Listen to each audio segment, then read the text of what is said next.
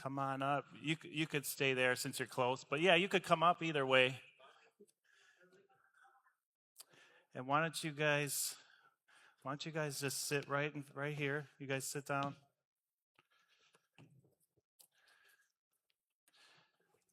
You could sit. All right. Why don't you guys sit facing me, okay?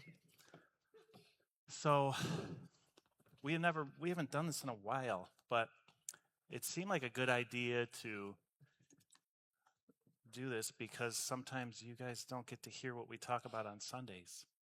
And I have a question.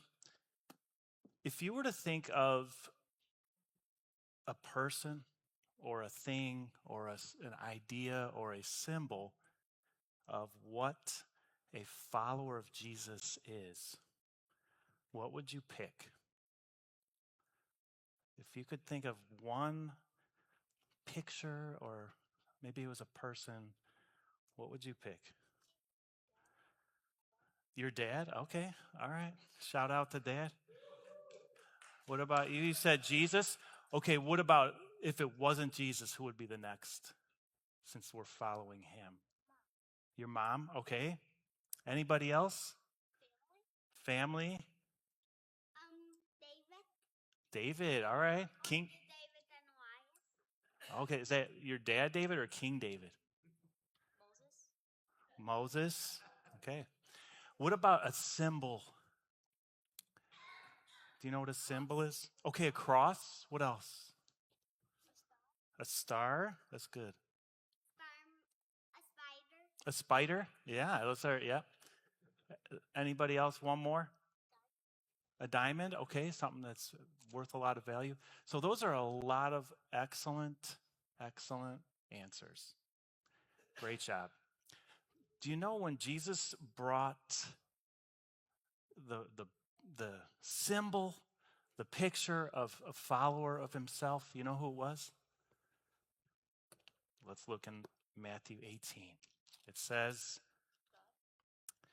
at that time, the disciples came to Jesus and said, who is the greatest in the kingdom of heaven? And guess what he did? It says, he called a child to himself and set the child before them, the disciples. So Jesus says, if you want to be in my kingdom, you have to come in like a child. So you all sitting here, the picture that Jesus gave us of what it means to follow him is you. Is you, Myra. It's you guys. And the reason he said it's a child, a young child, is because, what do you think? Because Jesus, yes. It's probably because children have a humble and very receptive heart to God. When you're young, like your age, you are probably, your door, the door of your heart is probably more open to God than adults. And sometimes that's just true. Adults have a hard time sometimes finding what God wants them to do.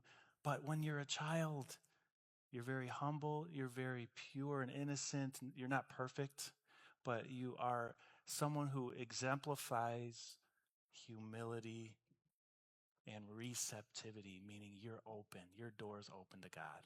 Isn't that cool? So you can go home today and you can say, you know what? I'm going to always have an open door for Jesus to talk to me through his word, because that's what he wants. What do you think? Is that good? All right. I brought you some goodies.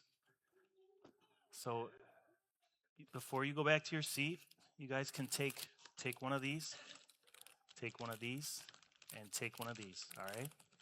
Here, come on up. You want to help me hand some out? Why don't you hand one of those out to everybody? Will you hand one of those out to everybody? Here, You're welcome. See, you actually say thanks. That's great.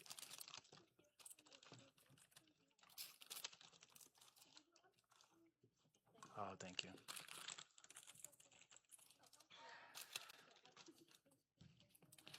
So you can work on these when you're at your seat, sitting with us during the service. There's a little coloring book.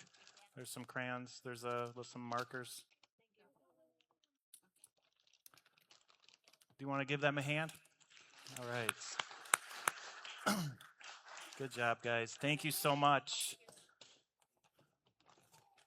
If you didn't understand what I said, you could ask your parents.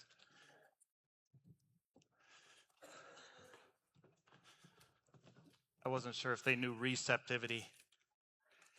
Oh, thank you. Did you get a pen? Thank you. Did you get a pen? Okay. Thank you so much.